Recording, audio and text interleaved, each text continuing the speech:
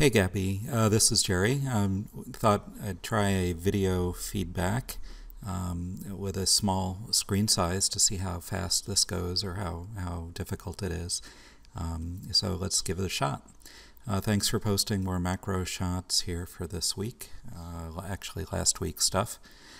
So I wanted to go through the list and see how we can improve. So getting in close, that's good. Like this is in close.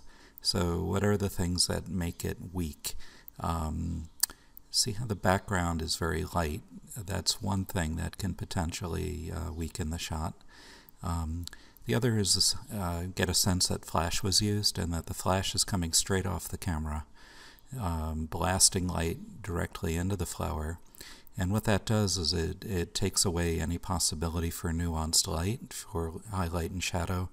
It's like a nuclear bomb going off. It's just very strong, very too much, and not professional. On the other hand, let's look down a little bit. See how much stronger this image is. The light is a bit subtler. The flash isn't dominating anything. In fact, I hope there's no flash on. There isn't light coming from the background, distracting the viewer, and the lighter flowers here and foliage become the focal point. So comparing this shot to the first one, this is infinitely better than this one. The second one down, I'm not sure the black and white works so well, and also we have the problem of the light background again, a little bit distracting. And we get into another problem. I'm seeing a bit of oversaturation and contrast.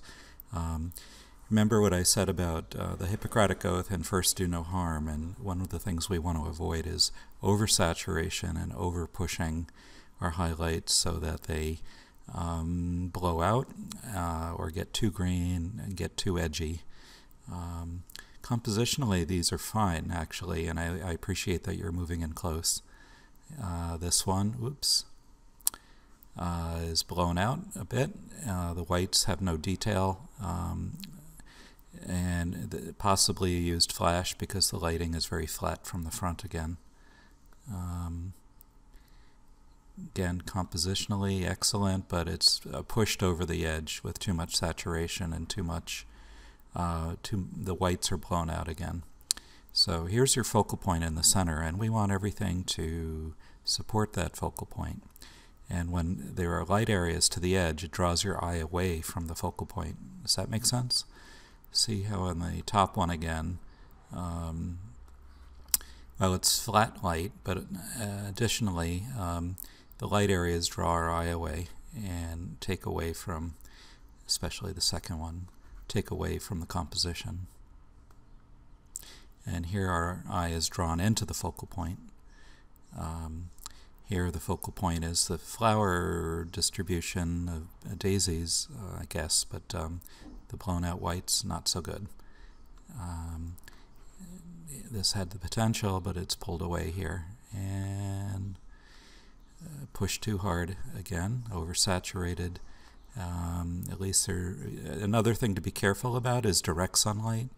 That's very harsh. The most ideal time to go photographing flower subjects is in the rain, right after a rain, or in the morning before the sunlight hits. Because there's an excess of UV light, colors are glowing, there isn't too much contrast around, and the quality is just a lot better. Back to this one, this reminds me of why that works. It's quiet light, and it's just not pushed over the edge.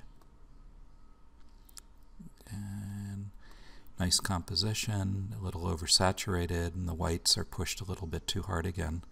So compositionally things are working. This one is blown out, stressed out, pushed too hard. So trying to get control over that would be helpful, and kind of like, I guess if there's a musical analogy, when things get blown out like this, it's sort of like a violin screeching, you know, like or a trumpet that has a squeal or a screech. That's possibly one analogy. Also, when we have clipped highlights and clipped shadows, it's beyond the range of hearing, so that's another way of looking at it. Anyway, 5 minutes, here we are. So keep shooting, dial it back a bit, watch your focal point, and keep going. See you in the next one.